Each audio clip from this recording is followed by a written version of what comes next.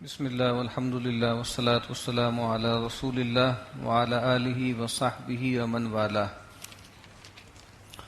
اعوذ باللہ من الشیطان الرجیم. بسم اللہ الرحمن الرحیم. ولولا فضل اللہ علیک ورحمتہ لہمت طائفۃ منہم ان یضلوک.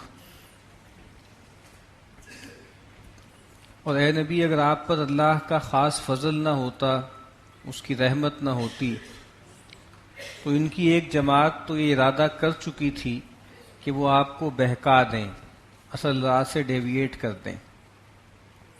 وما یضلون الا انفسهم وما یضرونک من شیء. مگر وہ نہیں گمراہ کر سکتے مگر اپنے جیوں کو، اپنے آپ کو. اور اے نبی، یہ آپ کا کچھ بھی نقصان نہیں کر سکتے، آپ کا کچھ بھی بگاڑ نہیں سکتے. وَأَنزَلَ اللَّهُ عَلَيْكَ الْكِتَابَ وَالْحِكْمَةَ وَعَلَّمَكَ مَا لَمْ تَكُنْ تَعْلَمْ. اور بے شک اللہ تعالیٰ نے آپ پر کتاب اتاری ہے اور حکمت اتاری ہے، اور آپ کو وہ کچھ سکھایا ہے جو آپ نہیں جانتے تھے. وَكَانَ فَضْلُ اللَّهِ عَلَيْكَ عَظِيمًا. اور اللہ تعالیٰ کا جو آپ پر فضل ہے، جو آپ پر عنایت ہے، وہ تو بہت ہی بڑی ہے. اور اسی بات کا نبی اکرم صلی اللہ علیہ وسلم کو بہت احساس رہتا تھا، اسی لیے آپ بہت زیادہ استغفار کرتے تھے، بہت زیادہ عبادت کرتے تھے، اور اتنا لمبا قیام کرتے تھے کہ آپ کے پائے مبارک پر ورم آ جاتا تھا. اور سیدہ عائشہ رضی اللہ تعالی عنہا آپ سے فرماتی تھیں کہ آپ کیوں اتنی تکلیف کرتے ہیں؟ آپ تو اللہ کے رسول ہیں، اور اگر جو ہے جانب خیر میں آپ سے کوئی کوتاہی ہو بھی تو اللہ تعالیٰ کہہ چکے ہیں کہ ہم نے وہ سب معاف کر دی ہیں، تو آپ کیوں اتنا مجاہدہ کرتے ہیں؟ تو آپ نے یہ فرمایا تھا کہ افلا اکون عبدا شکورا، کہ میں اللہ کا شکر گزار بندہ نہ بنوں. یعنی چونکہ اللہ تعالیٰ کا فضل آپ پر غیر معمولی تھا، بہت زیادہ تھا، تو اس کا احساس آپ پر بہت رہتا تھا، اس وجہ سے آپ شکر گزاری کے لیے بہت زیادہ عبادت کیا کرتے تھے. لا خیر فی کثیر من نجواہم.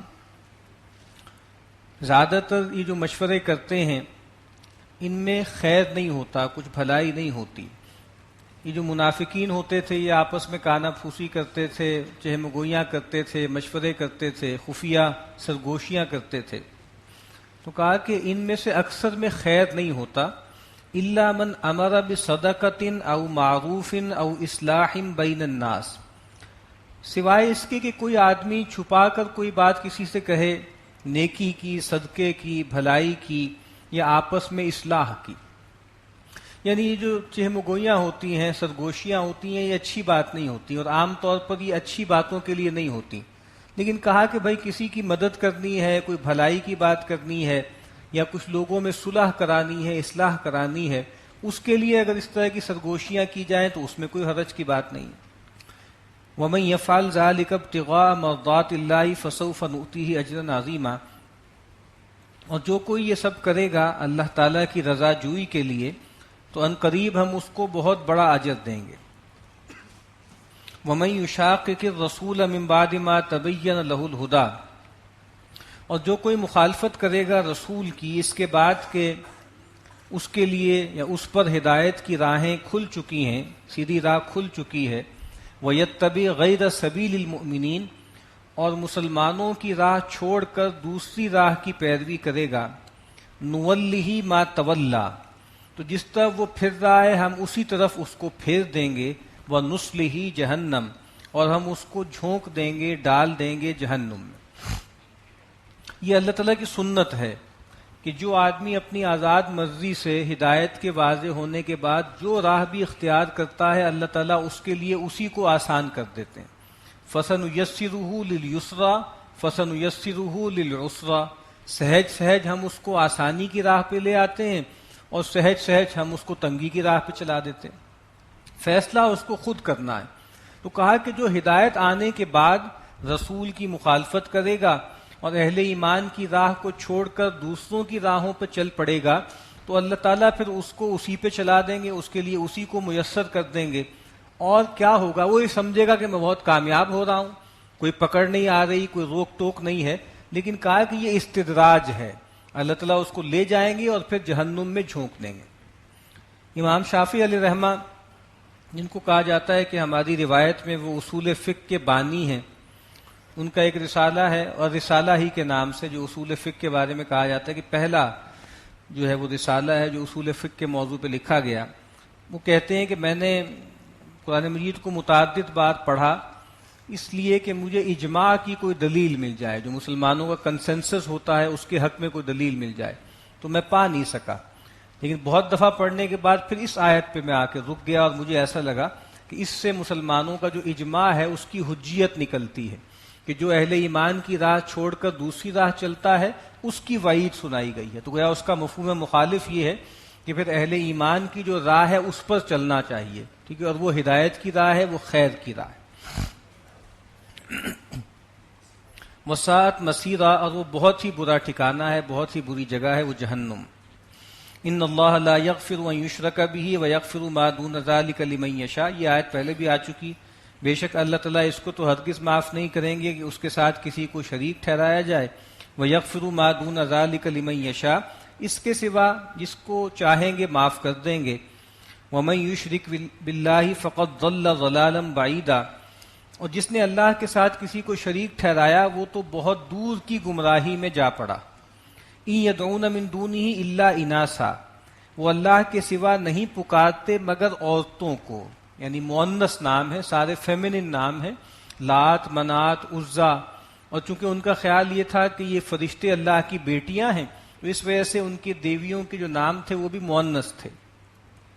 وَإِن يَدْعُونَ إِلَّا شَيْطَانًا مَرِيدًا، اور وہ نہیں پکارتے مگر سرکش شیطان کو. وہی بات کہ جس بھی بت کو پکارا جا رہا ہے اصل میں شیطان کو پوجا جا رہا ہے. لعنہ اللہ، وہ شیطان جس پہ اللہ نے لعنت کی. وقال لأتخذن من عبادک نصیبا مفروضا، اور وہ شیطان جس نے اللہ تعالیٰ کو یہ چیلنج دیا تھا کہ اے اللہ میں تیرے بندوں میں سے اپنا حصہ نکال لوں گا. تو نے تو اپنے تمام بندوں کو حنیف پیدا کیا، فطرت پر پیدا کیا، لیکن میں ان میں سے جہنم کا ایندھن برآمد کر لوں گا، نکال لوں گا. اب میں کیا کروں گا؟ وَلَأُضِلَّنَّهُمْ، میں ضرور بھی ضرور ان کو بہکاؤں گا. وَلَأُمَنِّيَنَّهُمْ، اور میں ان کو آرزوئیں اور تمنائیں دلاؤں گا، وشفل تھنکنگز میں ان کو ڈال دوں گا. وَلَآمُرَنَّهُمْ فَلَيُبَتِّكُنَّ آذَانَ الْأَنْعَامِ، اور میں ان کو ضرور بھی ضرور اس کی تعلیم دوں گا، سکھاؤں گا، تو وہ چیز دیں گے چوپایوں کے کان.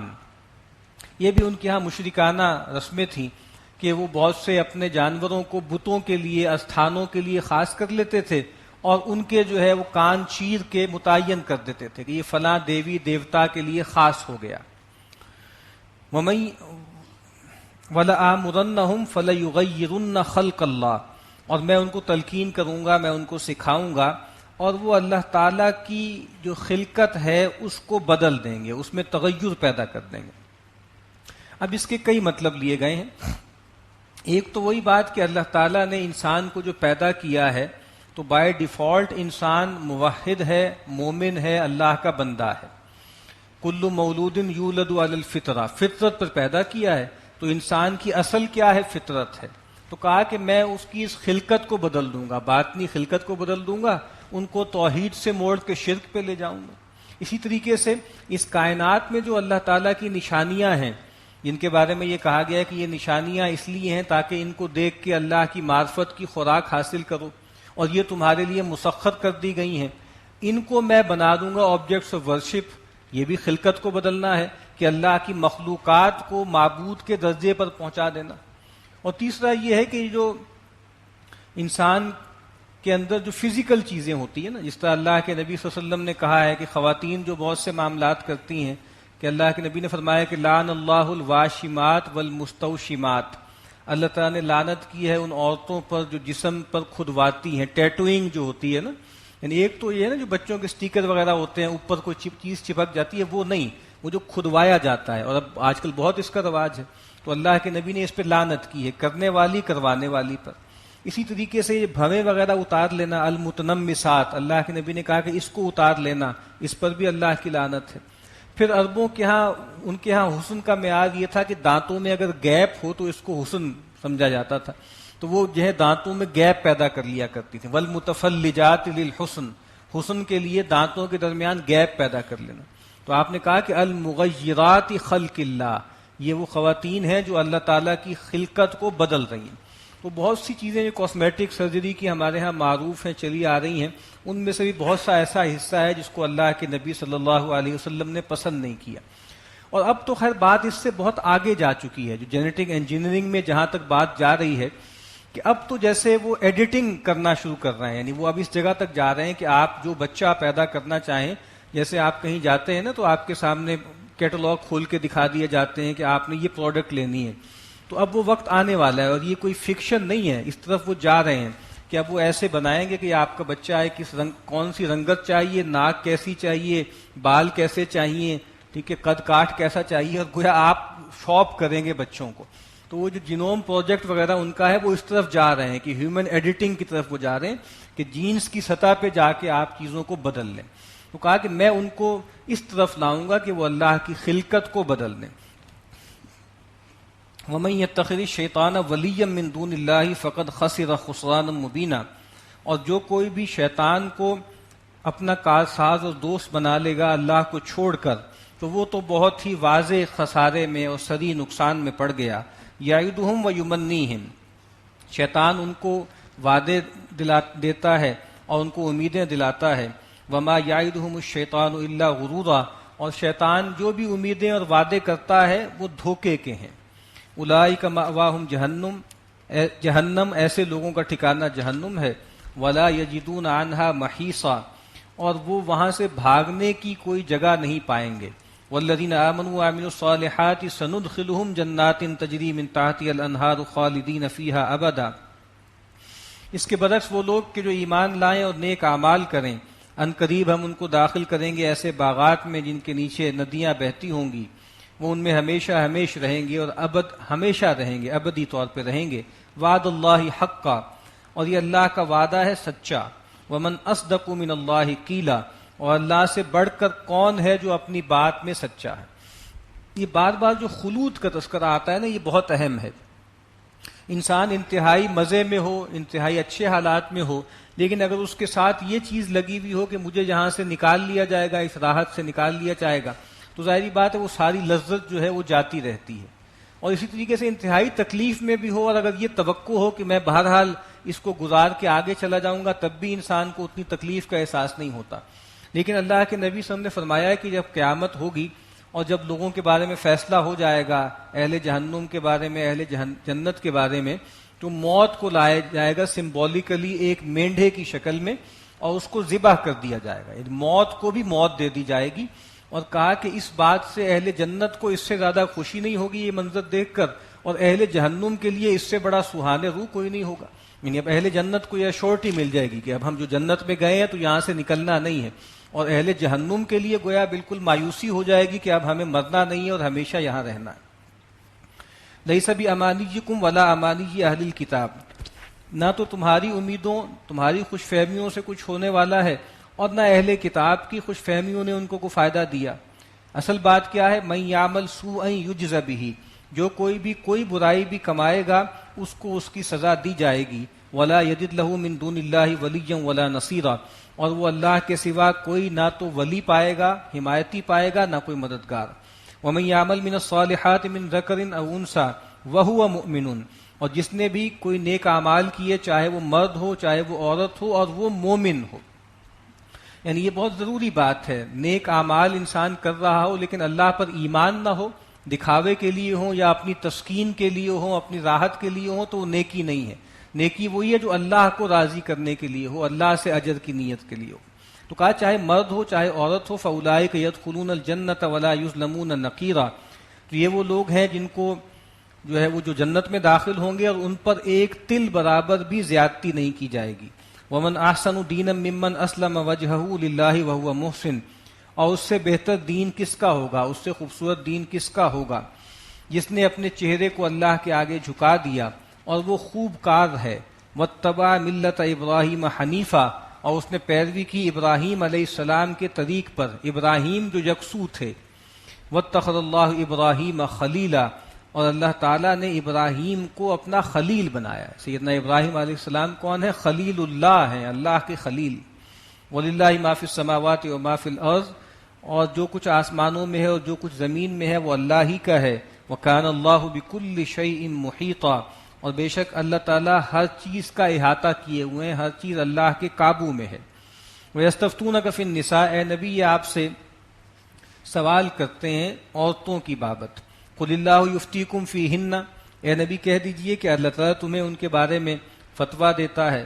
وَمَا يُتْلَى عَلَيْكُمْ فِي الْكِتَابِ فِي يَتَامَى النِّسَاءِ اللَّاتِي لَا تُؤْتُونَهُنَّ مَا كُتِبَ لَهُنَّ وَتَرْغَبُونَ أَن تَنكِحُوهُنَّ. یہ بات شروع میں آ چکی ہے سورہ نساء کی شروع میں، جہاں تذکرہ تھا کہ اگر تمہیں اندیشہ ہو کہ تم یتیم عورتوں کے معاملے میں انصاف نہیں کر سکو گے تو ان کو چھوڑ کر اور عورتوں سے نکاح کر لو. اور کہا کہ جو تمہیں کتاب میں تلاوت کر کے بتا دیا گیا یتیم عورتوں کی بابت کہ جن کا تم مہر نہیں دینا چاہتے، جو اللہ نے ان کے لیے متعین کیا ہے وہ تو تم ان کو دینا نہیں چاہتے اور چاہتے یہ ہو کہ ان سے نکاح کرو، تو ان کے بارے میں بتا دیا کہ پھر ان سے نکاح نہ کرو تاکہ ان کی حق تلفی نہ ہو. والمستضعفین من الولدان، اور اللہ تعالیٰ تمہیں وصیت کر چکا ہے جو چھوٹے لڑکے ہیں، جو کمزور ہیں، جو یتیم ہیں. وَأَن تَقُولُوا لِلْيَتَامَى بِالْقِسْطِ، اور یہ کہ تم یتیموں کے معاملے میں ان کی خبر گیری کرو، قائم رہو ان کے معاملے میں انصاف پر. وَمَا تَفْعَلُوا مِنْ خَيْرٍ فَإِنَّ اللَّهَ كَانَ بِهِ عَلِيمًا، اور جو کوئی بھی تم بھلائی کرو گے تو بے شک اللہ تعالیٰ اس کو جانتا ہے.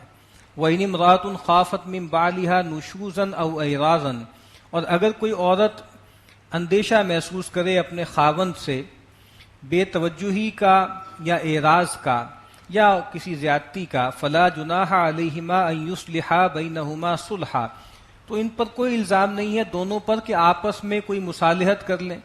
والصلح خیر، اور مصالحت تو ہر حال میں اچھی چیز ہی ہوتی ہے. واحضرت الانفس الشح، اور جو لالچ ہے، جو حرص ہے، وہ تو ہمیشہ دلوں کے سامنے حاضر رہتا ہے، حاضر کیا گیا. یہ کیا معاملہ ہے کہ اگر کوئی عورت یہ دیکھتی ہے کہ شوہر اس کی طرف التفات نہیں کرتا، توجہ نہیں دیتا، تو وہ عورت جو ہے کوئی دے دلا کے اس کو رام کر لے، اس کے ساتھ اپنا معاملہ ٹھیک کر لے. تو کہا کہ یہ اچھی بات ہے، کوئی پیچ اپ کر لے. اور ظاہری بات ہے کہ لالچ تو انسان کے اندر رکھی گئی ہے. اگر کوئی چیز اس نے دی تھی یا عورت کی ملکیت میں کوئی چیز ہے، عورت یہ چاہتی ہے کہ بھائی میں میاں کو اپنی طرف راغب کر لوں، اس کے لیے اگر کوئی دے دلا کے معاملہ کر لے تو اچھی بات ہے، کیونکہ لالچ تو انسان کے اندر رکھی گئی ہے، طمع رکھی گئی. وَإِن تُحْسِنُوا وَتَتَّقُوا فَإِنَّ اللَّهَ كَانَ بِمَا تَعْمَلُونَ خَبِيرًا، اور اگر تم جو ہے وہ احسان کا معاملہ کرو اور تقویٰ کی روش اختیار کرو تو بے شک جو کچھ تم عمل کرتے ہو اللہ اس سے باخبر ہے. وَلَن تَسْتَطِيعُوا أَن تَعْدِلُوا بَيْنَ النِّسَاءِ، اور تم ہرگز اس کی استطاعت نہیں رکھتے کہ تم عورتوں کے درمیان پورا عدل کرو، پوری برابری کرو. وَلَوْ حَرَصْتُمْ، چاہے تمہیں اس کی کتنی ہی لالچ ہو، کتنی ہی تمنا ہو. فَلَا تَمِيلُوا كُلَّ الْمَيْلِ، تو بس پھر یہ مت کرنا کہ ایک طرف ہی جھک جاؤ. فَتَذَرُوهَا كَالْمُعَلَّقَةِ، اور دوسری کو تم جو ہے بالکل ہی معلق چھوڑ دو. یہ جو قرآن مجید کی آیت ہے پیچھے ہم نے پڑھا تھا کہ جو تعدد ازواج ہے اس کی اجازت دی گئی ہے اس شرط پر کہ تم عدل کرو، اور کہا کہ اگر تم عدل نہیں کر سکتے تو پھر ایک پر ہی اکتفا کرو. اور یہ آیت بظاہر ایسے لگتا ہے کہ یہ بتا رہی ہے کہ تم عدل نہیں کر سکتے.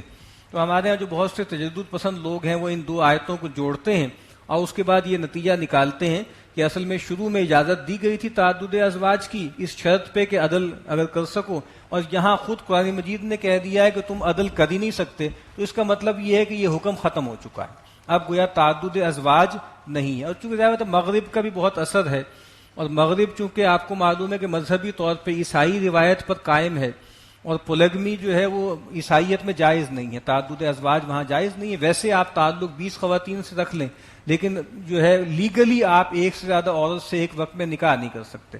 تو پھر اصل میں اس کا یہاں بات کیا کہی گئی ہے؟ اصل میں یہاں جو بات کہی گئی ہے وہ یہ ہے کہ انسانی بس میں جو ممکن ہے نا وہ ان چیزوں میں برابری ہے جو کوانٹیفائیبل ہوں. آپ نے وقت میں برابری کر لی کہ ایک رات یہاں ایک رات یہاں، آپ نے کپڑے لتے میں اور باقی گھر در میں ہر چیز میں کر لی. لیکن جو چیز اصل میں دلی میلان کی ہوتی ہے، تو جو یہاں بات کی جا رہی ہے نا کہ تم عدل نہیں کر سکتے، وہ چیز ہے جو دلی رغبت ہے، دلی محبت ہے. ظاہر بات ہے جو محبت ہے وہ اس طریقے سے تقسیم نہیں ہوتی. کانٹے کی تول آپ فزیکل چیزوں کو تو کر سکتے ہیں تقسیم، لیکن جو دلی محبت ہے اس کو نہیں آپ کر سکتے، لازماً کسی ایک کی طرف رغبت زیادہ ہوگی۔ نبی اکرم صلی اللہ علیہ وسلم نے بھی ظاہری بات ہے ایک سے زیادہ شادیاں کی، متعدد شادیاں کی اللہ تعالیٰ کے حکم سے، تو آپ خود یہ کہا کرتے تھے، یہ دعا کرتے تھے کہ اللہم ھذا قسمی فیما املک، اے اللہ یہ میری تقسیم ہے، یہ ان چیزوں میں ہے جس میں مجھے اختیار ہے، باریوں میں ہے کہ میں باری باری جاؤں گا، ہر ایک کے پاس اتنا وقت دوں گا، اتنا غلہ ہر ایک کو دوں گا، اس پہ مجھے اختیار ہے۔ فلا تلمنی فیما تملک ولا املک، تو اے اللہ تو اس معاملے میں مجھ پہ ملامت مت کیجیو جس پر تیرا اختیار ہے، میرا اختیار نہیں ہے۔ دلی محبت اور رغبت پر اختیار نہیں ہے، اور سب کو معلوم تھا کہ سیدہ عائشہ رضی اللہ تعالی عنہا ام المؤمنین، نبی اکرم صلی اللہ علیہ وسلم کو ان سے خاص التفات تھا، خاص محبت تھی، تو یہاں اسی کی طرف اشارہ ہے کہ اس محبت میں نہیں ہم برابری کی شرط لگا سکتے، لیکن کہیں ایسا نہ ہو کہ ایک طرف محبت اتنی بڑھ جائے کہ دوسری جو ہے بالکل ہی بے التفات ہو جائے اور معلق ہو جائے، تو یہ نہ کرنا۔ وَإِن تُصْلِحُوا وَتَتَّقُوا فَإِنَّ اللَّهَ كَانَ غَفُورًا رَحِيمًا، اور اگر تم اصلاح کرتے رہو گے اور تقویٰ کی روش اختیار کرو گے تو بے شک اللہ تعالیٰ بخشنے والا، رحم کرنے والا ہے۔ وَإِن يَتَفَرَّقَا يُغْنِ اللَّهُ كُلًّا مِّن سَعَتِهِ، اور اگر وہ دونوں جو ہے جدا ہو جائیں تو اللہ تعالیٰ دونوں کو اپنی وسعت سے، اپنی کشائش سے غنی کر دے گا۔ یعنی اگر ایک مرد اور ایک عورت ان کے درمیان کمپیٹیبلٹی نہیں ہو رہی تو دین یہ نہیں چاہتا کہ بلا وجہ سے جبراً وہ جڑے رہیں، اور یہ بات بھی آپ کو معلوم ہے کہ طلاق عیسائیت میں وہ حرام تھی۔ بائبل کا ایک جملہ ہے جس سے ان کو غلط فہمی ہوئی ہے، وہ بھی آؤٹ آف کانٹیکسٹ انہوں نے کاٹ دیا۔ میتھیو کی انجیل میں جملہ یہ ہے کہ جو شخص اپنی بیوی کو طلاق دیتا ہے گویا وہ اس عورت سے بدکاری کرواتا ہے۔ نہیں، اصل مطلب یہ ہے کہ بھئی اگر بغیر کسی ضرورت کے جو ہے کسی عورت سے بس اپنی خواہش پوری کر کے اس کو طلاق دے دی اور پھر وہ عورت در در کی ٹھوکریں کھاتی رہی اور اس کی وجہ سے عصمت فروشی پر جو ہے وہ مجبور ہو گئی تو گویا اس کی بدکاری کا وبال اس پر آئے گا۔ تو اس طرح کا ایک جملہ تھا جس کو انہوں نے باقاعدہ لیگلائز ہی پھر کر دیا، اور ان کے ہاں جو ہے جیسے طلاق بالکل ہی حرام قرار دی گئی، جبکہ اسلام میں ایسا نہیں ہے۔ یہ کہا گیا ہے کہ روایت مشہور ہے کہ ان ابغض الحلال الی اللہ الطلاق، کہ حلال چیزوں میں سب سے زیادہ مبغوض چیز اللہ کے نزدیک وہ طلاق ہے۔ حلال ہے اگرچہ بہت ناپسندیدہ ہے۔ وَكَانَ اللَّهُ وَاسِعًا حَكِيمًا، اور بے شک اللہ تعالیٰ بہت وسعت والا ہے اور بہت ہی حکمت والا ہے۔ وَلِلَّهِ مَا فِي السَّمَاوَاتِ وَمَا فِي الْأَرْضِ، اور اللہ ہی کا ہے جو کچھ کے آسمانوں میں ہے اور جو کچھ کے زمین میں ہے۔ وَلَقَدْ وَصَّيْنَا الَّذِينَ أُوتُوا الْكِتَابَ مِنْ قَبْلِكُمْ وَإِيَّاكُمْ أَنِ اتَّقُوا اللَّهَ، اور بے شک ہم نے وصیت کی ان لوگوں کو بھی جن کو کتاب دی گئی تم سے پہلے اور تمہیں بھی، کیا وصیت کی؟ اتقوا اللہ، کہ اللہ کا تقوی اختیار کرو۔ یہ وصیت اللہ فی الاولین والآخرین، سب کے لیے وصیت ایک ہی ہے اور وہ اللہ کے تقوی کی ہے۔ وَإِن تَكْفُرُوا فَإِنَّ لِلَّهِ مَا فِي السَّمَاوَاتِ وَمَا فِي الْأَرْضِ وَكَانَ اللَّهُ غَنِيًّا حَمِيدًا، اور کہا کہ اگر تم ناشکری کرو گے یا کفر کرو گے تو بے شک جو کچھ آسمانوں میں ہے اور زمین میں ہے وہ اللہ ہی کا ہے۔ وَكَانَ اللَّهُ غَنِيًّا حَمِيدًا، اور اللہ تعالیٰ غنی ہے، بے پرواہ ہے اور حمید ہے، ستودہ صفات ہے۔ وَلِلَّهِ مَا فِي السَّمَاوَاتِ وَمَا فِي الْأَرْضِ، اور جو کچھ کے آسمانوں میں ہے اور جو کچھ کے زمین میں ہے سب اللہ ہی کی ملک ہے، اللہ ہی کا ہے۔ وَكَفَى بِاللَّهِ وَكِيلًا، اور اللہ کافی ہے بطور کارساز کے۔ إِن يَشَأْ يُذْهِبْكُمْ أَيُّهَا النَّاسُ وَيَأْتِ بِآخَرِينَ، اے لوگو اگر اللہ چاہے تو تمہیں دور کر دے، دفع کر دے اور کوئی دوسرے لوگوں کو لے آئے۔ اللہ تعالیٰ کے ہاں کمی نہیں ہے نا۔ ان تتولوا یستبدل قوما غیرکم، اے مسلمانوں اگر تم جو ہے روگردانی کرو گے اللہ تعالیٰ تمہیں بدل دیں گے، کسی اور قوم کو لے آئیں گے۔ ثم لا یکونوا امثالکم، اور تمہارے جیسے نہیں ہوں گے۔ وکان اللہ علی ذلک قدیرا، اور اللہ تعالیٰ اس پر قادر ہے، یعنی اللہ تعالیٰ نے تمہیں منتخب کیا، تمہیں چنا اور تمہیں اپنے نبی کا جو ہے وہ ساتھی بنایا، لیکن اس پہ اتراؤ نہیں، یہ ایک ذمہ داری بھی ہے۔ اگر تم یہ ذمہ داری ادا نہیں کرو گے اللہ تمہیں ہٹا دے گا، کسی اور قوم کو لے آئے گا۔ من کان یرید ثواب الدنیا فعند اللہ ثواب الدنیا والآخرہ، جو کوئی چاہتا ہے دنیا کا بدلہ، دنیا کا ثواب، تو اللہ کے پاس دنیا کا بدلہ بھی ہے اور آخرت کا بدلہ بھی ہے۔ وکان اللہ سمیعا بصیرا، اور اللہ تعالیٰ سننے والا اور دیکھنے والا ہے۔ یا ایھا الذین آمنوا کونوا قوامین بالقسط شہداء للہ، اے وہ لوگوں جو ایمان لائے ہو قائم رہو انصاف پر اور اللہ کے لیے گواہی دو، اللہ کے لیے گواہی دو اور انصاف پر خود بھی قائم ہو جاؤ، اس کو قائم کرنے والے بنو۔ ولو علی انفسکم، چاہے یہ حق کی گواہی خود تمہارے اپنے خلاف جائے، اوil والدین والاقربین، یا تمہارے والدین کے خلاف جائے یا قرابت داروں کے خلاف جائے۔ یہ بہت اہم آیت ہے، ایک یہ آیت ہے اور ایک سورہ مائدہ کے شروع میں آئے گی، اس کی آج ہمیں بہت زیادہ ضرورت ہے۔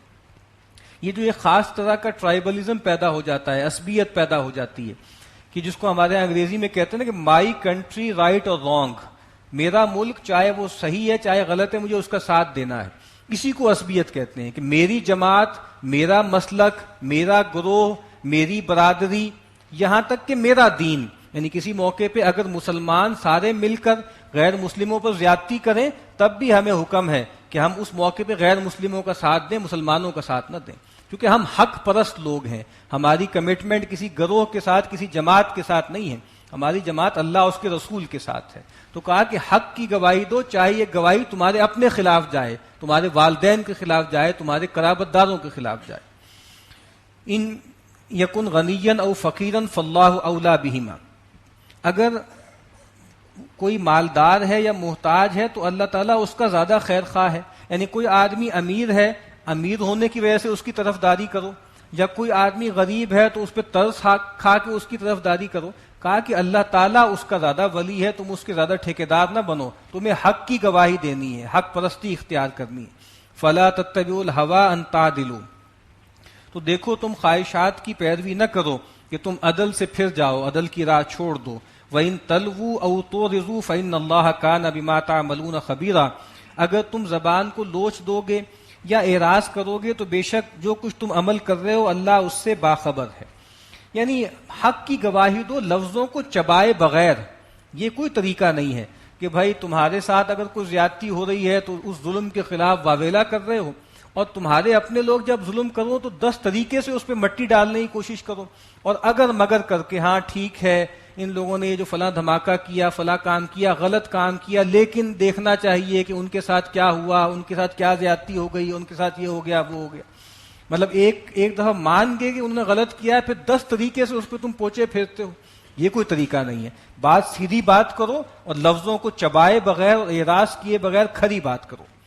یا ایھا الذین آمنوا آمنوا باللہ ورسولہ، اے وہ لوگوں جو ایمان کے دعوے دار ہو، ایمان لاؤ حقیقی معنوں میں اللہ پر، اس کے رسول پر، والکتاب الذی نزل علی رسولہ والکتاب الذی انزل من قبل، اور اس کتاب پر ایمان لاؤ جو اس نے نازل کی اس اپنے رسول پر، اور اس کتاب پر بھی ایمان لاؤ جو اللہ نے اس سے پہلے نازل کی۔ اب یہاں پر بھی وہ لوگ کہ جو مسلمان تھے یا ایمان کے دعوے دار تھے یا نفاق کا شکار تھے، ان سے کہا جا رہا ہے، اب اہل ایمان سے کہا جا رہا ہے کہ ایمان لاؤ، یعنی قانونی طور پر لیگلی تو تم مسلمان ہو لیکن حقیقی ایمان ابھی تمہارے اندر نہیں ہے، تو اب حقیقی ایمان پیدا کرو۔ وَمَن يَكْفُرْ بِاللَّهِ وَمَلَائِكَتِهِ وَكُتُبِهِ وَرُسُلِهِ وَالْيَوْمِ الْآخِرِ فَقَدْ ضَلَّ ضَلَالًا بَعِيدًا، اور جو کوئی بھی کفر کرے گا اللہ کا، اس کے فرشتوں کا انکار کرے گا، اور اس کی کتابوں کا، اس کے رسولوں کا، والیوم الآخر، اور آخرت کے دن کا، فقد ضل ضلالا بعیدا، تو وہ تو بہت دور کی گمراہی میں جا پڑا۔ ان الذین آمنوا ثم کفروا ثم آمنوا ثم کفروا ثم ازدادوا کفرا، بے شک وہ لوگ جو ایمان لائے پھر کفر کیا، پھر ایمان لائے پھر کفر کیا، پھر کفر ہی میں بڑھتے چلے گئے، لم یکن اللہ لیغفر لہم، تو اللہ تعالیٰ ان کو بخشنے والا نہیں ہے، ولا لیہدیہم سبیلا، اور نہ اللہ ایسے لوگوں کو راہیاب کرنے والا ہے۔ اب یہ جو سارا معاملہ ہو رہا ہے یہ بھی ایسا لگتا ہے کہ جیسے یہ خارج میں نہیں ہو رہا، ہمیں نہیں معلوم کہ مسلمانوں میں سے ایسے لوگ ہوں جنہوں نے اس طرح کا معاملہ کیا ہو کہ مسلمان ہو گئے پھر کافر ہو گئے، پھر مسلمان ہو گئے پھر کافر ہو گئے، ایسے جو ہے کیسز نہیں ہیں اللہ کے نبی کے زمانے میں۔ یہ جو کچھ ہو رہا ہے یہ اندر ہو رہا ہے، یہ باطن میں ہو رہا ہے، یعنی جس طرح قرآن مجید نے کہا ہے نا کہ جب کوئی روشنی ہوتی ہے تو چل لیتے ہیں، جیسے ہی کوئی جو ہے پریشانی آتی ہے، اندھیرا ہوتا ہے، ٹھٹک کے کھڑے ہو جاتے ہیں۔ تو یہ وہی رویہ ہے کہ جب فتح ملتی ہے اور جناب کامیابیاں ملتی ہیں تو آگے بڑھنے لگتے ہیں، اور جیسے ہی تکلیفیں آتی ہیں پیچھے ہٹنا شروع ہو جاتے ہیں۔ تو یہ ان کے اندر ہو رہا ہے سب کچھ، کہ کبھی ایمان محسوس ہوتا ہے، کبھی کفر محسوس ہوتا ہے۔ پیچھے ہم وہ آیت پڑھ چکے ہیں کہ ہم للکفر یومئذ اقرب منہم للایمان، اس دن وہ لوگ ایمان کی نسبت کفر سے زیادہ قریب تھے، پینڈولم اس طرف زیادہ گیا ہوا تھا۔ تو کہا کہ یہ لوگ یہی کرتے ہیں، ایمان لاتے ہیں پھر کفر کرتے ہیں، کھیل میں پڑے ہوئے ہیں۔ تو کہا کہ پھر ڈرنا چاہیے، ایک وقت آئے گا کہ پھر وہ کفر ہی میں بڑھتے چلے جائیں گے، ایمان کی توفیق نہیں ملے گی۔ بشر المنافقین بان لهم عذابا علیما، اے نبی ایسے منافقین کو بشارت دے دیجئے کہ ان کے لیے دردناک عذاب ہے۔ یہ کون لوگ ہیں؟ الذین یتخذون الکافرین اولیاء من دون المؤمنین، ان لوگوں نے جو ہے کفار کو اپنا دلی دوست بنا لیا ہے اہل ایمان کو چھوڑ کے۔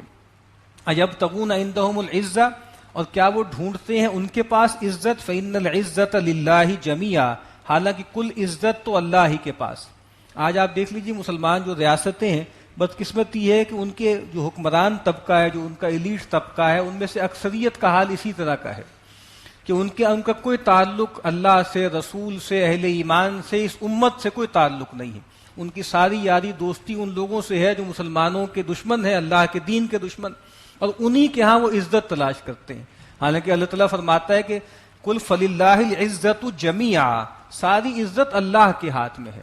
سیدنا عمر بن الخطاب رضی اللہ تعالیٰ عنہ شام کی طرف جا رہے تھے، تو جب شام کی حدود کے قریب پہنچے ہیں تو وہاں ایک کوئی حوض سا تھا، تو سیدنا عمر رضی اللہ تعالیٰ عنہ سواری سے نیچے اتر آئے، اپنے موزے اتار کے اپنے کندھے پہ رکھے اور اپنے جو ہے ازار کو اونچا کیا اور اس کی نکیل پکڑ کے چلنے لگے۔ تو سیدنا شاید ابو عبیدہ تھے، انہوں نے کہا کہ اے امیر المومنین، ابھی یہاں بالکل سامنے ان کی حدیں ہیں، مشرق شام کے لوگوں کی، ان کے بطارکہ، ان کے بڑے بڑے لوگ آپ کو دیکھیں گے تو کیا محسوس کریں گے کہ یہ تو عجیب و غریب ایک درویش سا آدمی کو چلا آ رہا ہے۔ تو اس موقع پہ سیدنا عمر رضی اللہ تعالیٰ عنہ نے جملہ کہا، وہ غیر معمولی ہے۔ انہوں نے کہا انا کننا اذل قوم، اور پھر شروع میں انہوں نے کہا کہ ابو عبیدہ اگر تمہارے علاوہ کوئی یہ بات کرتا تو اچھی بات ہوتی، تم تو بہت بڑے آدمی ہو، تم نے اتنی ہلکی بات کیسے کہہ دی؟ ہم وہ لوگ ہیں کہ جو ذلیل تھے، بالکل پست تھے، فاعزنا اللہ بالاسلام، اللہ تعالیٰ نے ہمیں عزت دی اسلام کے ذریعے، فمہما نطلب العزت بغیر ما اعزنا اللہ به اذلنا اللہ، اور جب ہم اللہ کے علاوہ کہیں اور سے عزت چاہیں گے تو اللہ تعالیٰ ہمیں ذلیل کر کے رکھ دے گا۔ اور آج ہمارا حال یہی ہے کہ اللہ کے پاس سے عزت کی طلب ہم نہیں کرتے، ہماری ساری جو توقعات ہیں وہ اغیار کے ساتھ ہیں، وہ ایسے لوگوں کے ساتھ ہیں جو اللہ اس کے رسول کے دشمن ہیں۔ وَقَدْ نَزَّلَ عَلَيْكُمْ فِي الْكِتَابِ أَنْ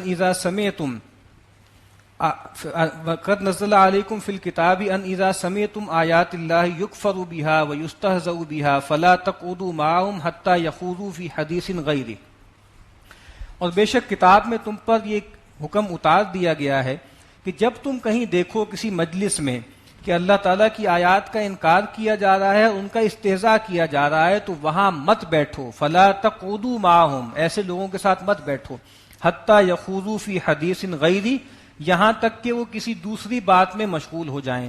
انکم اذا مثلہم، اگر تم اللہ کی آیات کا انکار اور دین کا مذاق برداشت کر لو گے، بیٹھے رہو گے بغیرت بن کے، انکم اذا مثلہم، تم بھی ان جیسے ہو جاؤ گے۔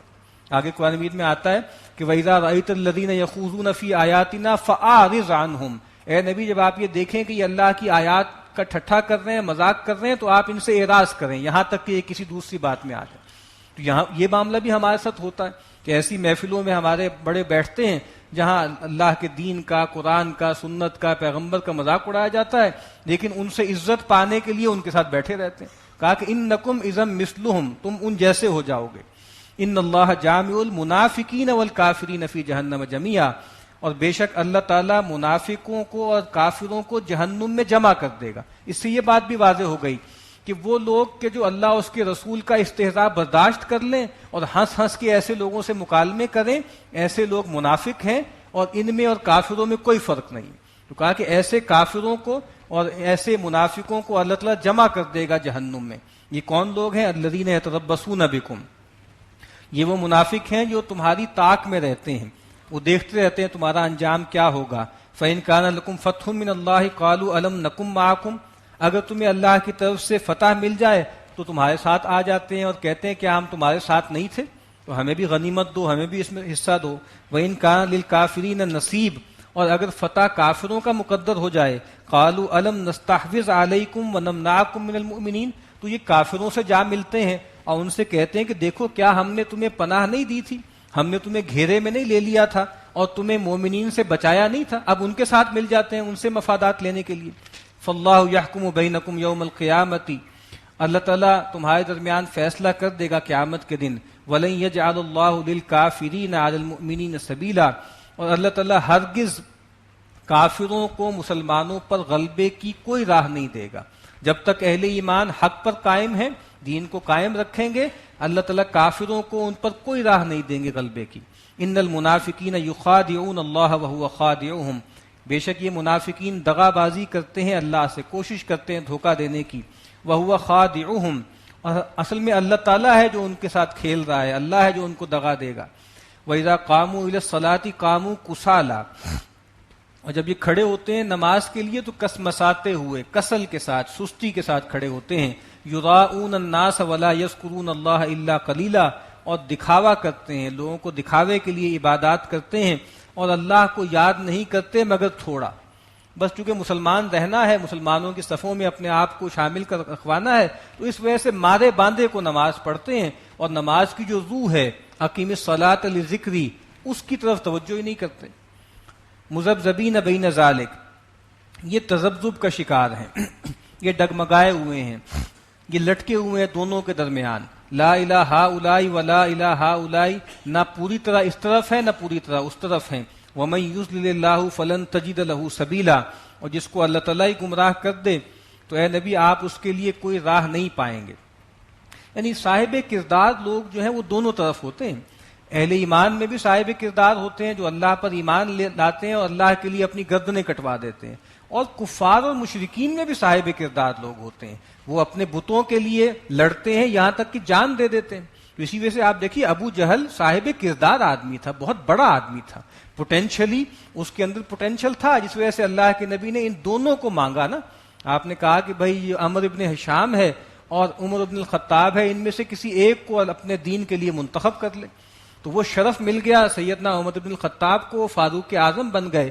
وہ عمر بن ہشام کو مل جاتا ہے، یعنی ابو جہل کو یہ شرف مل جاتا تو وہ بھی فاروق بنتا، اس میں بھی یہ کیپیسٹی تھی۔ تو کردار ہوتا ہے، لیکن منافقین بے کردار لوگ ہیں، یعنی یہ کسی طرف بھی کمیٹڈ نہیں ہے، نہ ادھر ہے نہ ادھر ہے۔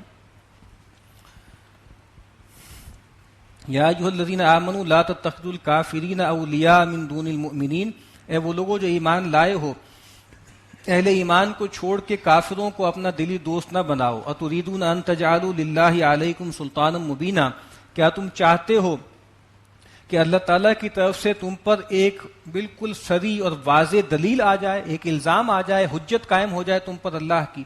ان المنافقین فی الدرک الاسفل من النار، بے شک منافقین جہنم کے سب سے نچلے درجے میں ہوں گے۔ اس طرح جنت کے درجات ہوتے ہیں اوپر کی طرف، جتنا بڑا آدمی ہے اتنا اونچا ہے، تو جہنم کے درکات ہوتے ہیں نیچے کی طرف، جو جتنا زیادہ مجرم ہے وہ اتنے زیادہ نچلے مرتبے پر ہے۔ اب یہاں جو تذکرہ ہو رہا ہے منافقین کا، یہ صاف لگ رہا ہے کہ یہ وہ منافقین ہیں جو اصل میں کافر ہیں، ٹھیک ہے، اور بھیس بدل کر آئے ہیں، مارے آستین بنے ہوئے ہیں اور اندر سے دھوکہ دے رہے ہیں۔ ورنہ ظاہری بات ہے کہ وہ لوگ کہ جن کے ایمان میں کمزوری ہے یا اخلاقی منافقین ہیں وہ مراد نہیں ہیں، چونکہ یہ جو منافق ہیں یہ کافر پلس ہیں، کافر ہونے کی وجہ سے جہنم کے تو مستحق وہ ہیں ہی، لیکن چونکہ فریبی ہیں، دھوکہ دیتے ہیں، اس وجہ سے ان کا جو عذاب ہے وہ زیادہ بڑھ کے، اس وجہ سے کہا کہ وہ جہنم کے نچلے ترین طبقے میں ہوں گے۔ وَلَن تَجِدَ لَهُمْ نَصِيرًا، اور اے نبی آپ ان کے لیے ہرگز کوئی مددگار نہیں پائیں گے۔ إِلَّا الَّذِينَ تَابُوا، ہاں توبہ کا دروازہ کھلا ہوا ہے سوائے ان کے کہ جو توبہ کریں، رجوع کریں، وَأَصْلَحُوا، اور اپنی اصلاح کریں، وَاعْتَصَمُوا بِاللَّهِ، اور اللہ کے ساتھ چمٹ جائیں، وَأَخْلَصُوا دِينَهُمْ لِلَّهِ، اور اپنی اطاعت کو اللہ کے لیے خالص کر لیں، فَأُولَٰئِكَ مَعَ الْمُؤْمِنِينَ، تو یہ وہ لوگ ہیں جن کا انجام اہل ایمان کے ساتھ ہوگا۔ وَسَوْفَ يُؤْتِ اللَّهُ الْمُؤْمِنِينَ أَجْرًا عَظِيمًا، اور اہل ایمان تو وہ ہیں کہ ان قریب اللہ تعالیٰ ان کو بہت بڑا اجر دیں گے۔ مَا يَفْعَلُ اللَّهُ بِعَذَابِكُمْ إِن شَكَرْتُمْ وَآمَنْتُمْ، بہت خوبصورت آیت ہے کہ اللہ تعالیٰ کو کیا لینا ہے تمہیں عذاب دے کر، اگر تم اللہ کا شکر مانو اور ایمان لاؤ۔ یعنی معاذ اللہ تعالیٰ کو سیڈسٹ ہیں کیا؟ اللہ تعالیٰ کو لوگوں کو عذاب دے کے کوئی خوشی ہوتی ہے؟ وہ تو چاہتے ہیں تمہیں نوازنا، وہ تو تمہیں معاف کرنا چاہتے ہیں، بس تمہیں کیا کرنا ہے؟ شکر گزاری کا رویہ اختیار کرنا ہے اور ایمان لے کر آنا ہے۔ وَكَانَ اللَّهُ شَاكِرًا عَلِيمًا، اور اللہ تعالیٰ تو بہت قدردان ہیں اور بہت علم والے ہیں۔ لا يحب اللہ الجہر بالسوء من القول الا من ظلم، اللہ کو پسند نہیں ہے کوئی بری بات کھلے عام کہنا، بدگوئی جو ہے وہ زبان سے کھلے عام اونچی آواز میں کرنا، سوائے اس کے جس پر ظلم کیا گیا۔ یعنی ویسے یہ بات اچھی نہیں ہے کہ انسان کسی کی برائی کرے اور ببانگ دہل لوگوں کے سامنے کسی کے بارے میں بری باتیں کرتا پھرے، لیکن جس آدمی پر ظلم ہوتا ہے، زیادتی ہوتی ہے، اس کے بارے میں کہا گیا ہے کہ اس کو اجازت ہے کہ وہ اگر اونچی آواز میں بھی کچھ کہہ دے تو اس کے بارے میں مواخذہ نہیں ہوگا۔ ایک صاحب آئے نبی اکرم صلی اللہ علیہ وسلم کے پاس، کوئی قرض اللہ کے نبی نے ان سے لیا ہوا تھا، تو وہ آ کر بہت تندی سے گفتگو کرنے لگے، تو صحابہ ایک دم ان کو پکڑنے کے لیے دوڑے، تو آپ نے کہا چھوڑ دو اس کو، اور آپ نے کہا کہ ان لصاحب الحق کی مقالن، جو صاحب حق ہوتا ہے اس کو بات کرنے کا حق ہوتا ہے، کہنے دو اس کو، اس کا حق بنتا ہے۔ اور اسی لیے نبی اکرم صلی اللہ علیہ وسلم نے فرمایا ہے کہ جو مظلوم ہے، اتقوا دعوت المظلوم، مظلوم کی بد دعا سے بچو، کہا کہ اس کی اور اس دعا کے درمیان اور اللہ کے درمیان کوئی حجاب نہیں ہے، اور کہا کہ چاہے وہ کافر ہی کیوں نہ ہو، چاہے وہ کافر ہے، اگر تم نے اس پہ ظلم کیا ہے، اس کی بد دعا بھی اللہ کے ہاں ساتھ آسمان کے اوپر سنی جائے گی۔ وَكَانَ اللَّهُ سَمِيعًا عَلِيمًا، اور اللہ تعالیٰ سننے والا جاننے والا ہے۔ ان تبدو خیرا او تخفوه او تعفو عن سوء فإن اللہ کان عفوا قدیرا، اگر تم ظاہر کر کے کرو کوئی بھلائی یا چھپا کر کرو، یا او تعفو عن سوء، یا معاف کر دو کسی برائی کو، فإن اللہ کان عفوا قدیرا، تو بے شک اللہ تعالیٰ معاف کرنے والا ہے، بہت قدرت والا ہے۔ ان الذین یکفرون باللہ ورسلہ، بے شک وہ لوگ جنہوں نے کفر کیا، انکار کیا اللہ کا، اس کے رسولوں کا، وَيُرِيدُونَ أَن يُفَرِّقُوا بَيْنَ اللَّهِ وَرُسُلِهِ، اور جو چاہتے ہیں کہ اللہ اس کے رسولوں میں تفریق کریں، یعنی ایک تو یہ ہے کہ اللہ کو مانے لیکن اس کے رسولوں کو نہ مانے، یا یہ کہیں کہ اللہ کو مانے، اللہ کے کچھ رسولوں کو مانے اور کچھ رسولوں کا انکار کریں۔ وَيَقُولُونَ نُؤْمِنُ بِبَعْضٍ وَنَكْفُرُ بِبَعْضٍ، اور جو یہ کہتے ہیں کہ ہم ان میں سے بعض پر ایمان لائے اور بعض کا انکار کیا۔ یہ عجیب سی بات ہے نا بھئی، اصل میں تو اللہ پر ایمان لانا ہے نا، بھیجنے والا تو اللہ ہے۔ جب اتھارٹی ایک ہے تو تمہارے پاس یہ چوائس کہاں سے آ گئی کہ ایک کو مانو ایک کو نہ مانو؟ تو کہا کہ یہ اللہ اس کے رسول میں تفریق کرنا، تو یہ کہتے ہیں کہ ہم بعض انبیاء کو مانیں گے بعض کو نہیں مانیں گے۔ وَيُرِيدُونَ أَن يَتَّخِذُوا بَيْنَ ذَلِكَ سَبِيلًا، اور وہ چاہتے ہیں کہ اس کے درمیان کوئی راہ نکال لیں۔ أُولَٰئِكَ هُمُ الْكَافِرُونَ حَقًّا، یہی لوگ ہیں جو حقیقی کافر ہیں۔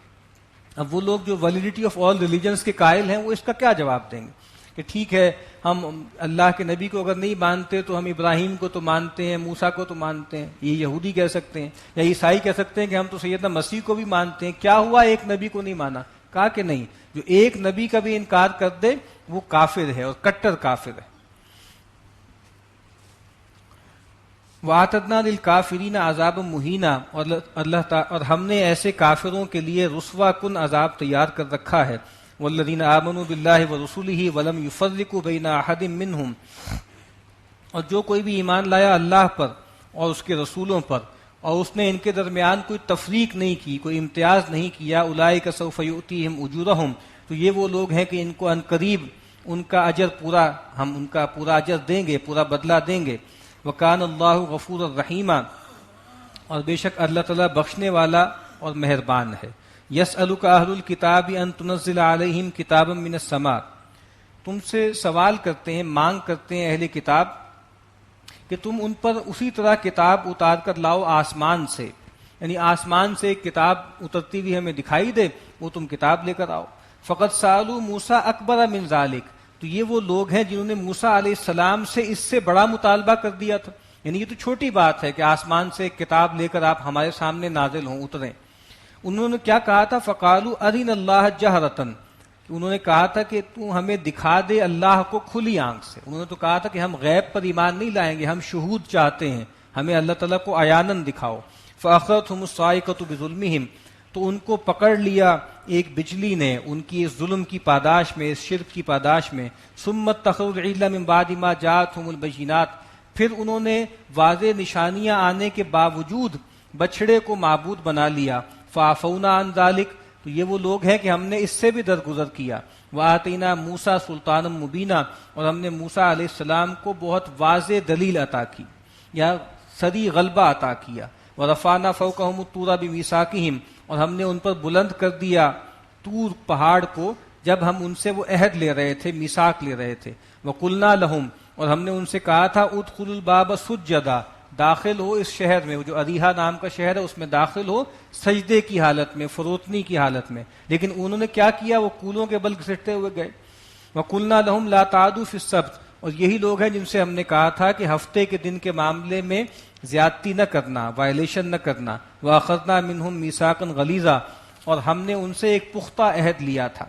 فَبِمَا نَقْضِهِمْ مِيثَاقَهُمْ، تو بسبب ان کے اس عہد کو توڑنے کے، وَكُفْرِهِمْ بِآيَاتِ اللَّهِ، اور اللہ کی آیات کا انکار کرنے کے، وَقَتْلِهِمُ الْأَنْبِيَاءَ بِغَيْرِ حَقٍّ، اور ان کے انبیاء کو ناحق قتل کرنے کی پاداش میں، وَقَوْلِهِمْ قُلُوبُنَا غُلْفٌ، اور ان کے یہ کہنے کی پاداش میں کہ ہمارے دل تو غلاف میں ہے، ہم پر تو یہ قرآن اثر نہیں کرتا، ہم پر تو ہدایت اثر نہیں کرتی. گویا اس کی پاداش میں اللہ نے ان پر پھٹکار کی. بل طبع اللہ علیہا بکفرہم، وہ جو کہتے ہیں نا کہ ہمارے دل غلاف میں ہیں، کہا کہ نہیں، ان کے دلوں پر پھٹکار ہے، اللہ نے ان کے دلوں پر مہر کر دی ہے ان کے کفر کی وجہ سے. وہی بات جو شروع میں کہی تھی نا، ختم اللہ علی قلوبہم. تو یہ جو مہر اللہ کرتے ہیں یہ ایسے ہی نہیں کرتے، انہوں نے کفر کی راہ اختیار کی، کفر کیا تو اللہ تعالیٰ نے اس کی پاداش میں ان کے دلوں پر مہر کر دی. فلا یؤمنون الا قلیلا، تو وہ ایمان نہیں لاتے مگر تھوڑا. وبکفرہم وقولہم علی مریم بہتانا عظیما، اور اس سبب سے کہ انہوں نے کفر کیا اور انہوں نے سیدہ مریم سلام علیہا پر طوفان باندھا، ان پر تہمت لگائی معاذ اللہ بدکاری کی، اور کہا کہ بھئی ان کی تو منگنی ہوئی ہوئی تھی یوسف نجار سے، اور گویا ایک جو ہے بدکاری کے نتیجے میں یہ بچہ پیدا ہوا ہے معاذ اللہ.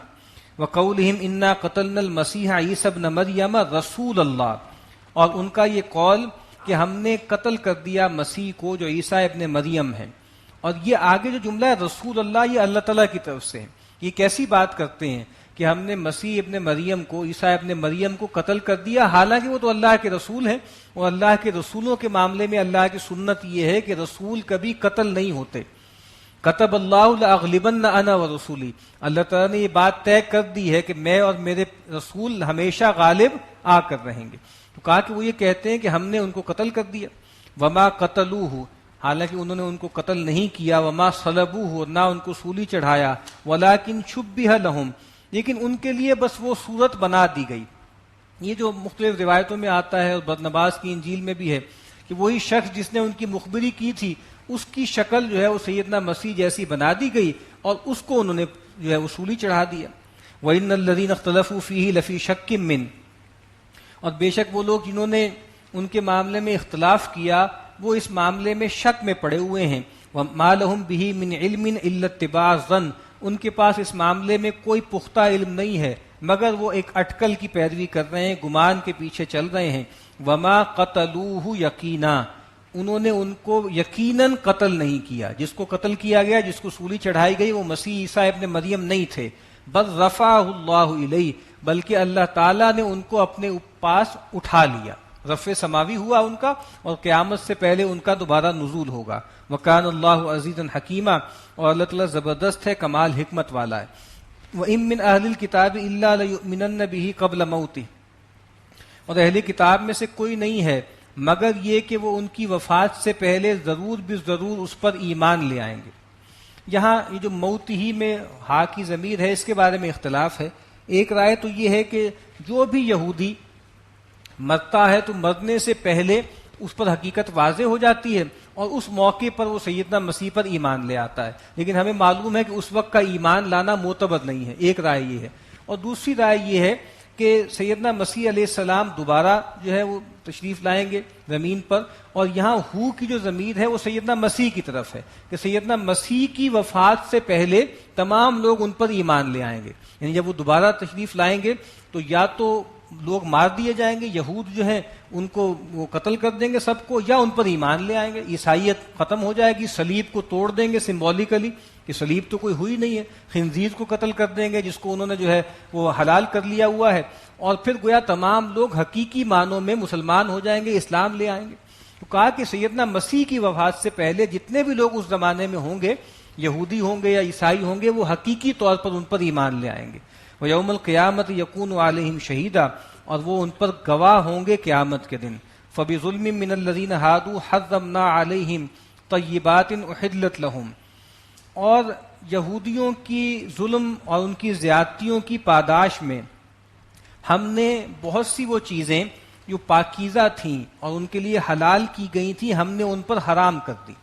یعنی یہود پر بہت سی چیزیں حرام تھیں. ایک چیزیں تو وہ تھی جو اللہ نے حرام ٹھہرائیں، کچھ چیزیں وہ تھیں جو ان کے کچھ انبیاء نے ذوق کے مطابق نہیں کھائیں تو بعد میں یہود نے ان کو حرام کر دیا، اور کچھ چیزیں وہ تھیں جو ان کے فقیہوں نے مین میخیں نکال کے خود سے حرام کر لی. تو کہا کہ ان کی ان سرکشی کی وجہ سے اللہ تعالیٰ نے بہت سی پاکیزہ چیزیں جو ان پہ حلال کی گئی تھی وہ ان پہ حرام کر دی سزا کے طور پہ. وَبِصَدِّهِمْ عَنْ سَبِيلِ اللَّهِ كَثِيرًا، اور اس وجہ سے ان پہ حرام کر دی کہ وہ بہت زیادہ اللہ کی راہ سے روکتے تھے. وَأَخْذِهِمُ الرِّبَا، اور اس وجہ سے کہ وہ سود لیتے تھے. وَقَدْ نُهُوا عَنْهُ، جبکہ ان کو اس سے منع کیا گیا تھا. وَأَكْلِهِمْ أَمْوَالَ النَّاسِ بِالْبَاطِلِ، اور اس وجہ سے کہ وہ لوگوں کا مال باطل طریقے سے کھاتے تھے. وَآتَدْنَا لِلْكَافِرِينَ مِنْهُمْ عَذَابًا أَلِيمًا، اور ہم نے ان میں سے جو کافر ہیں ان کے لیے دردناک عذاب تیار کر رکھا ہے. لَٰكِنِ الرَّاسِخُونَ فِي الْعِلْمِ مِنْهُمْ، لیکن وہ لوگ جو ان میں سے راسخون فی العلم ہے، جن کو پختہ علم دیا گیا ہے. والمؤمنون، اور ایمان لانے والے. یؤمنون بما انزل الیک، وہ ایمان لاتے ہیں اس پر جو اے نبی آپ پر اتارا گیا. وما انزل من قبلک، اور وہ اس پر بھی ایمان لاتے ہیں جو آپ سے پہلے اتارا گیا. والمقیمین الصلاۃ، اور وہ نماز قائم کرنے والے ہیں. والمؤتون الزکوٰۃ، اور وہ زکوٰۃ دینے والے ہیں. والمؤمنون باللہ والیوم الآخر، اور یہ ایمان لانے والے ہیں اللہ پر بھی اور آخرت کے دن پر. اولئک سنؤتیہم اجرا عظیما، یہ وہ لوگ ہیں کہ جن کو ان قریب ہم بہت بڑا اجر دیں گے. یعنی اہل کتاب میں سے جو لوگ سچے ہیں، اپنی کتاب کے ساتھ کمیٹڈ تھے، اپنے پیغمبر کے ساتھ کمیٹڈ تھے، وہ اس قرآن پر بھی ایمان لے کر آئیں گے. اور اللہ کے نبی نے بشارت دی ہے کہ اس طرح کے اہل کتاب جو اپنی کتاب پر بھی ایمان لائیں اور مجھ پر بھی ایمان لائیں، قرآن پر بھی ایمان لائیں، ان کے لیے دوہرا اجر ہے، کیونکہ وہ دو نبیوں پر ایمان لائے. انا اوحینا الیک کما اوحینا الی نوح والنبیین من بعد، اے نبی بے شک ہم نے آپ کی طرف وحی کی جیسے ہم نے وحی کی تھی نوح کی طرف. والنبیین من بعد، اور ان انبیاء کی طرف جو ان کے بعد آئے ہیں. واوحینا الی ابراہیم و اسماعیل و اسحاق و یعقوب والاسباط و عیسیٰ و ایوب و یونس و ہارون و سلیمان، اور ہم نے اسی طرح وحی کی تھی ابراہیم اور اسماعیل اور اسحاق اور یعقوب اور ان کی اولاد پر، اور عیسیٰ پہ اور ایوب پہ اور یونس پہ اور ہارون پہ اور سلیمان پر علیہم الصلاۃ والسلام. وآتینا داود زبورا، اور ہم نے داود کو زبور عطا کی تھی.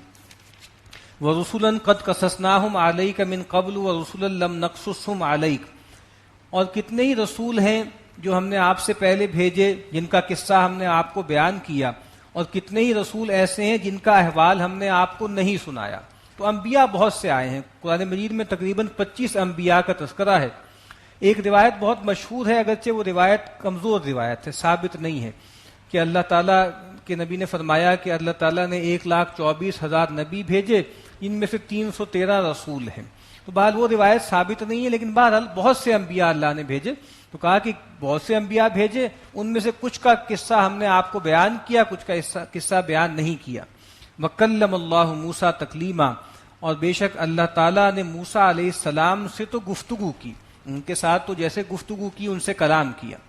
رسلا مبشرین و منذرین، ہم نے رسول بھیجے بشارت دینے والے بنا کر اور خبردار کرنے والے بنا کر. کیوں بھیجے؟ لئلا یکون للناس علی اللہ حجۃ بعد الرسل، تاکہ رسولوں کے آنے کے بعد لوگوں کے پاس اللہ کے خلاف کوئی حجت، کوئی دلیل باقی نہ رہے. وکان اللہ عزیزا حکیما، اور اللہ تعالیٰ جو ہے وہ زبردست ہے، کمال حکمت والا. یعنی اللہ تعالیٰ نے انسان کو جو پیدا کیا ہے، دنیا میں بھیجا ہے، تو اندھا بہرا بنا کے نہیں بھیجا.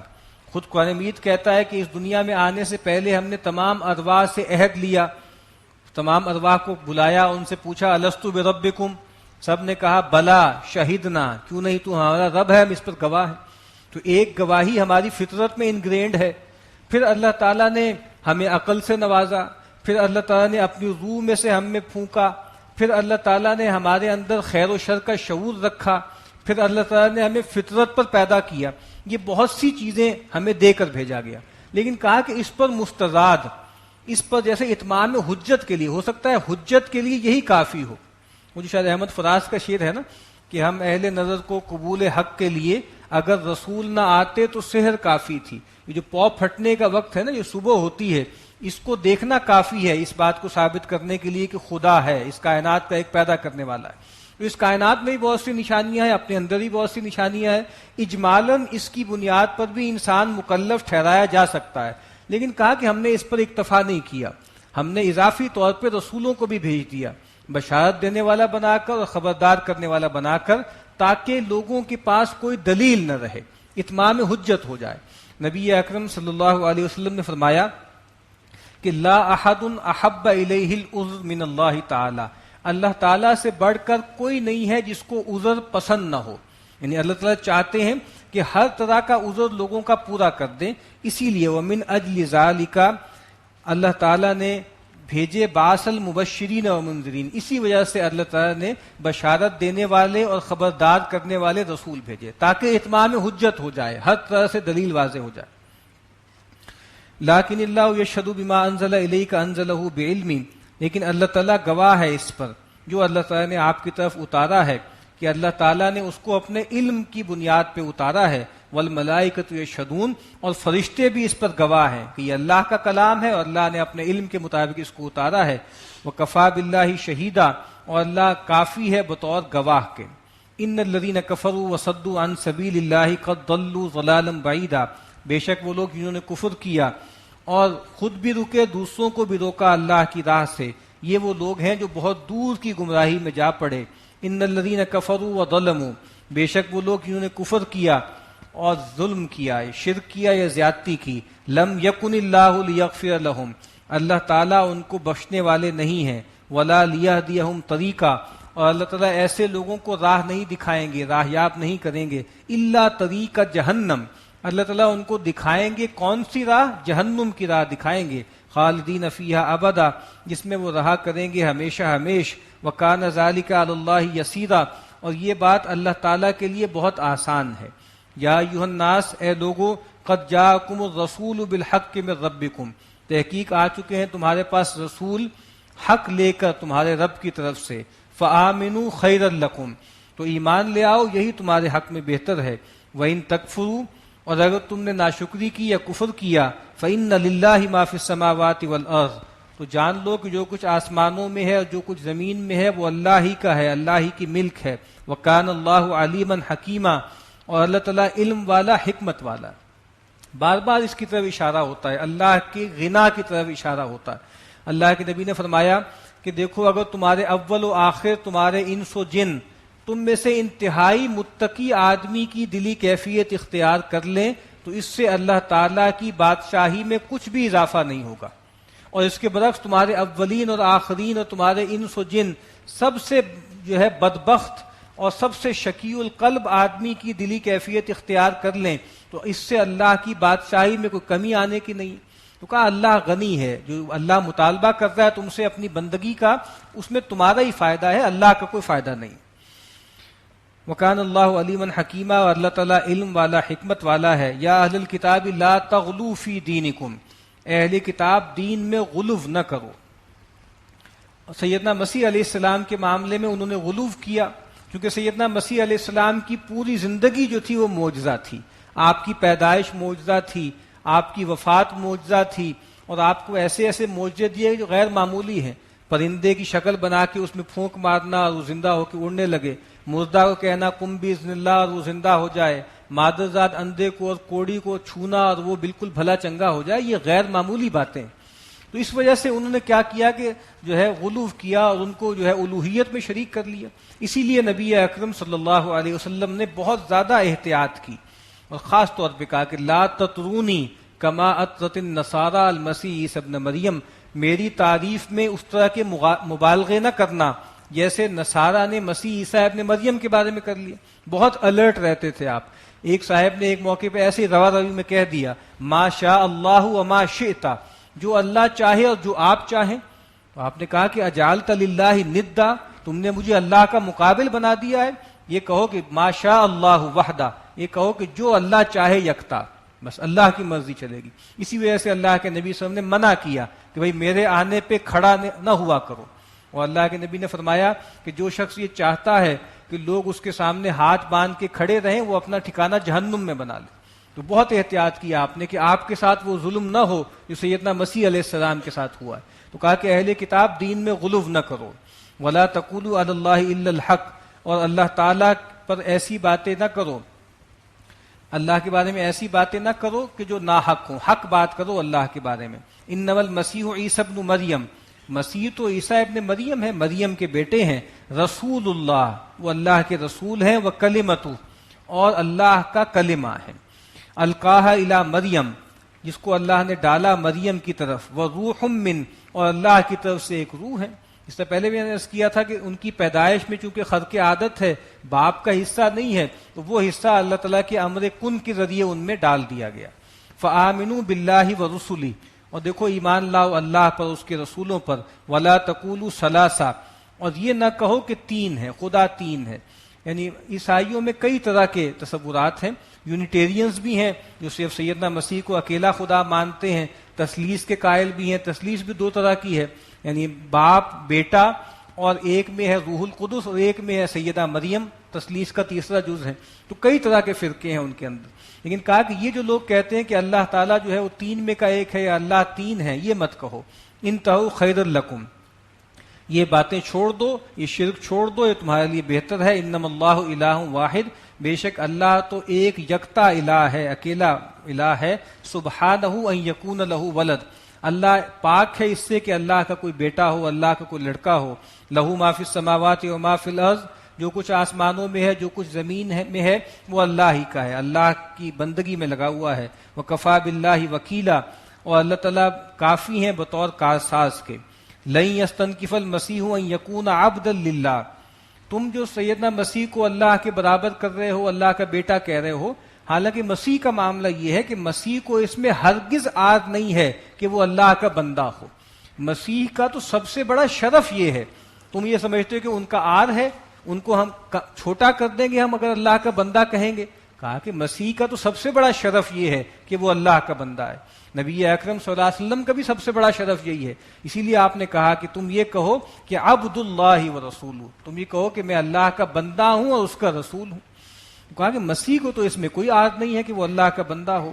وللملائکۃ المقربون، اور ملائکہ مقربین کو بھی اس پر کوئی عادت نہیں ہے کہ ان کو اللہ کا بندہ کہا جائے.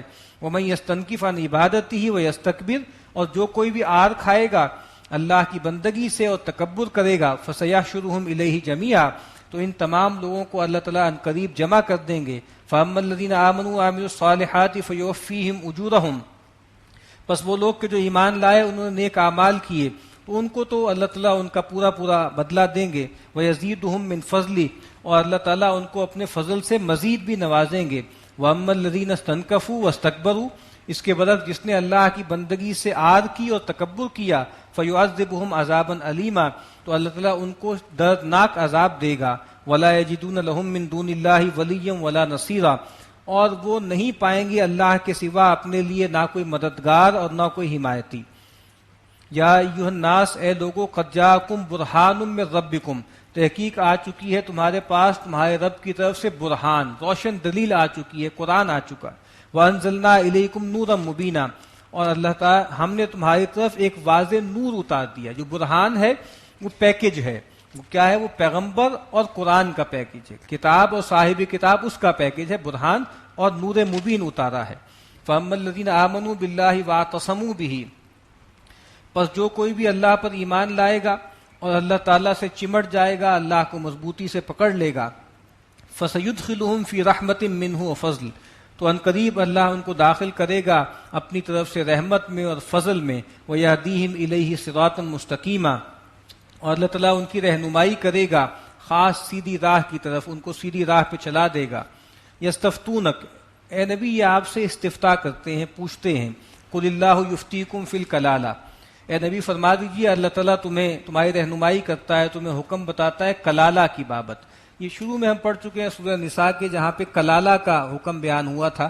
کلالہ وہ میت ہے، وہ شخص ہے جو فوت ہو گیا، جس کے نہ اوپر کوئی ہے، یعنی اس کے اصول میں کوئی نہیں ہے، نہ ماں باپ ہے، نہ فروع میں کوئی ہے، نہ اولاد ہے. وہاں ہم نے کلالہ کے جو احکامات پڑھے تھے وہ ان بہن بھائیوں کی نسبت سے تھے کہ جو اخیافی ہوتے ہیں. اخیافی وہ ہوتے ہیں جن میں ماں مشترک ہو. عربوں میں 3 طرح کے بہن بھائی ہوتے تھے، ایک اخیافی جو ماں شریک ہوتے تھے، ایک اللاتی جو باپ شریک ہوتے تھے جن کا باپ ایک ہوتا تھا، اور ایک عینی کہلاتے تھے۔ عینی وہ ہوتے تھے جن کا ماں اور باپ دونوں ایک ہیں۔ تو وہاں پہ جو بیان ہے وہ اخیافی جو ہے ان کا ہے، یہاں پہ عینی اور اللاتی کا ہے۔ تو کہا کہ ایک کلالہ کے بارے میں پوچھتے ہیں، ان امرؤ ہلک لیس لہ ولد، ایک شخص اگر کو مر جائے اور اس کی اولاد نہ ہو، ولہ اخت، اور اس کی ایک بہن ہو، فلہا نصف ما ترک، تو اس میت کا آدھا ترکہ اس کو ملے گا، اس بہن کو، وہو یرثھا ان لم یکن لہا ولد، اور اگر بہن مری ہے اور اس کا ایک ہی بھائی ہے تو وہ اس کے سارے مال کا وارث بنے گا، اور اگر اس مرنے والے کی اولاد نہیں ہے۔ فَإِنْ كَانَتْ اثْنَتَيْنِ فَلَهُمَا الثُّلُثَانِ مِمَّا تَرَكَ، اور اگر 2 بہنیں ہوں گی تو وہ 2/3 میں شریک ہوں گی جو مال بھی وہ چھوڑ کے مرے۔ وَإِنْ كَانُوا إِخْوَةً رِجَالًا وَنِسَاءً، اور اگر بہن بھائی کافی زیادہ ہوں، مرد عورت ہوں، فَلِلذَّكَرِ مِثْلُ حَظِّ الْأُنثَيَيْنِ، تو یہ اسی طریقے پر جس طرح لڑکے لڑکی کے ہیں بیٹا بیٹی کا ترکہ ہے اسی طرح ہے۔ تو کہا کہ اگر مرنے والے کے کئی بہن بھائی ہیں تو کیا ہوگا کہ بھائی کو بہن کی نسبت دگنا ملے گا۔ یبین اللہ لکم ان تضلوا، اللہ تعالیٰ تمہارے لیے دین کے احکامات واضح کر کے بیان کرتا ہے مبادا تم گمراہ نہ ہو جاؤ۔ واللہ بکل شیء علیم، اور جو کچھ تم عمل کرتے ہو اللہ تعالیٰ ہر چیز کا علم رکھنے والا ہے۔ بارک اللہ لی ولکم فی القرآن العظیم۔